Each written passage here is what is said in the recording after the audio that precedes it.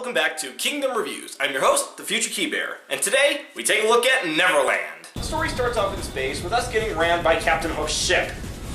Now, I would make a big deal about the ship flying like I did with Monstro, but quite frankly, this isn't the first time I've seen Captain Hook's ship fly between worlds. Sora ends up on the deck of the ship, not exactly sure how, and he's greeted by a familiar face. I didn't think you'd come, Sora. Good to see you again. Well, where are Donald and Goofy? Are they that important to you? More important than old friends? Well, I should hope all of Sora's friends are important to him. Instead of worrying about them, you should be asking about her. Kairi! That's right. While you were off goofing around, I finally found her. Excuse me? We've been all over the place looking for you and protecting innocent people from the forces of darkness! I would hardly call that goofing off! Not so fast. No shenanigans aboard my vessel, boy. Oh, shenanigans there will be aplenty. Riku, why are you siding with the Heartless? The Heartless obey me now, Sora. Now I have nothing to fear. You're stupid! That's what I've been saying since we ran into him in Traverse Town. So Riku gives us a sneak peek for a mini-boss for later and sends Sora to the brig. Let's get underway already. And keep Sora away from Kairi until we're ready to land. That scurvy brat thinks he can order me around. Well, did Maleficent give you the power to control the Heartless? I think not. What shall we do, Captain Hook? Nothing. Absolutely nothing! The hold is crawling with Heartless. Let them keep an eye on the brats. But, Captain, you know who is also down... Resist, Harry Potter joke!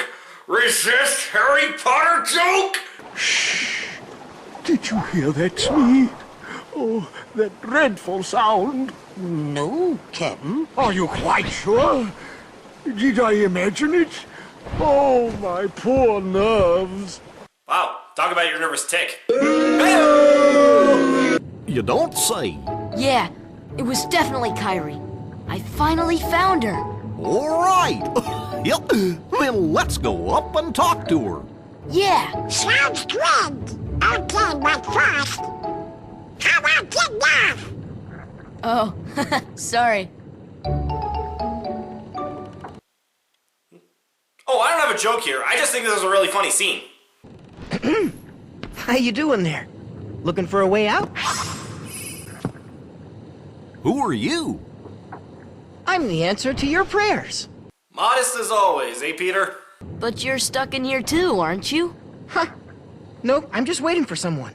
Who? Hey, listen! Tinkerbell, what took you so long?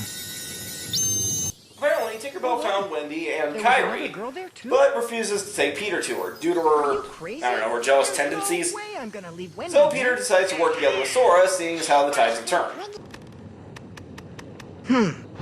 I'm Peter Pan. I'm Sora. Okay, we're in this together, but only till we find Wendy. Wow. Jerk. And now Peter Pan joins your party. As you'd imagine, he's a good fighter and uses his power of flight to his advantage. He also has a few spells up his sleeve, including wind magic and... stop magic. Why stop magic? Is it because Peter Pan never grows up? Is it because in Neverland time doesn't actually flow? Because if so, that's kind of a stretch. After exploring the ship for a bit, Goofy asks the one question that anyone would ask Peter eventually. So, how come you can fly? Anyone can fly. You wanna try?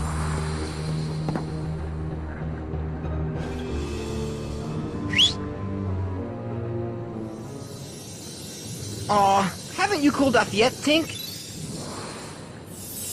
Just a little bit of pixie dust. There, now you can fly. I think you're missing a few steps there, Peter.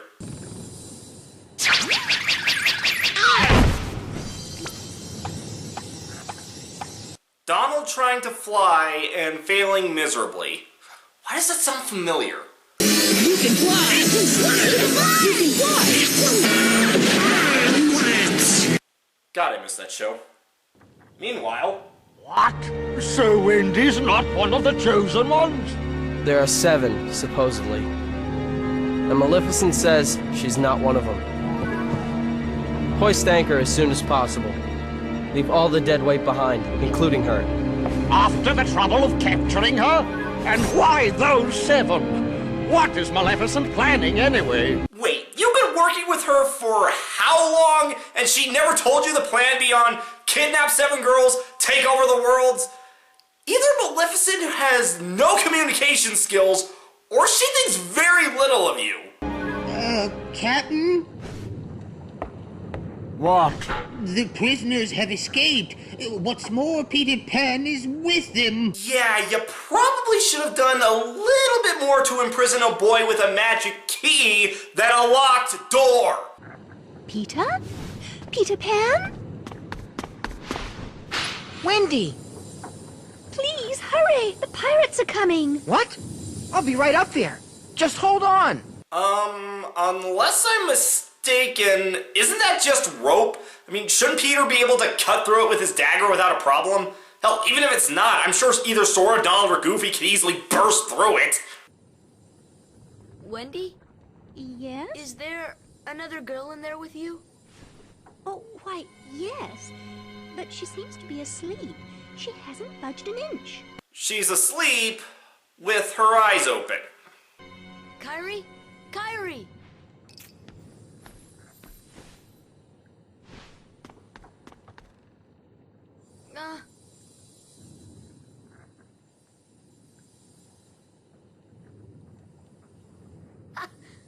Is that supposed to mean something?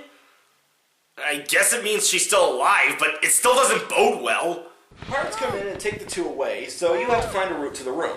Unfortunately, the door is locked. Don't know why that's a problem, so you have to go into the next room and go up and over. Riku, wait!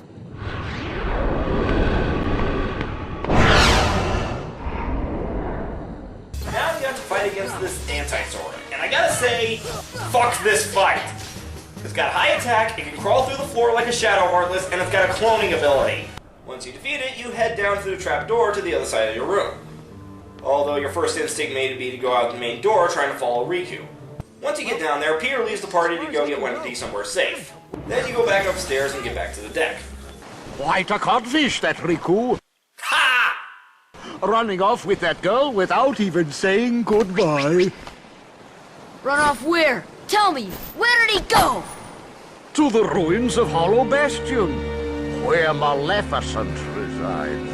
Now, some might criticize Hook for giving Sora such valuable information, but quite frankly, I think we would have gone there anyway. But you won't be going there.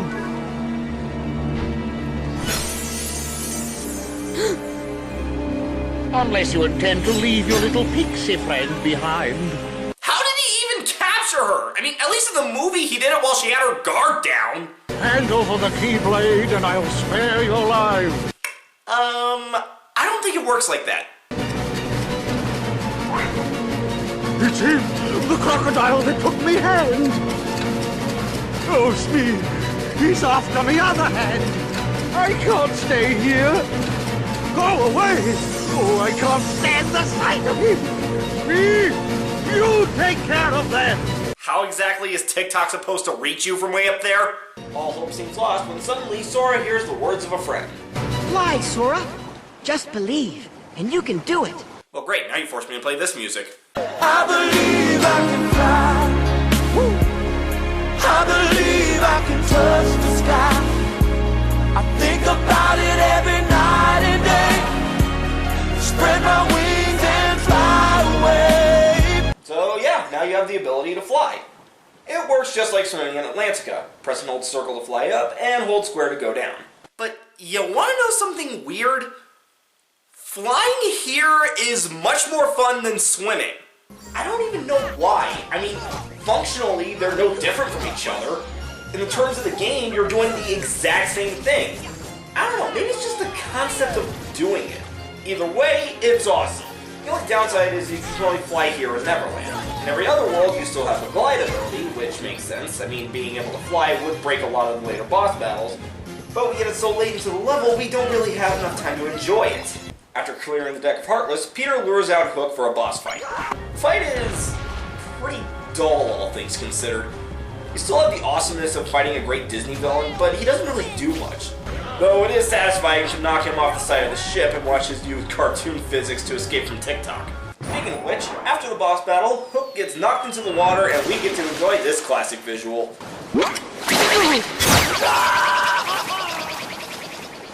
Oh, Kyrie couldn't wake up, so maybe she's really lost her... Sora, I still can't believe it. I really flew. Wait till I tell Kyrie. I wonder if she'll believe me. Probably not. Sora's childlike wonder and optimism at its finest. Anyway, Tinkerbell tells Peter that something is going on at the clock tower, which shouldn't technically be part of Neverland, but whatever. And it turns out to be the keyhole. As Peter and Wendy say their goodbyes...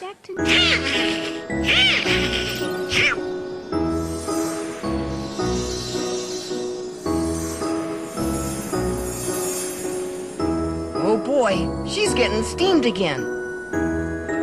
Do me a favor? Look after her for me, will ya? What? Yep! Guess who's our newest summon?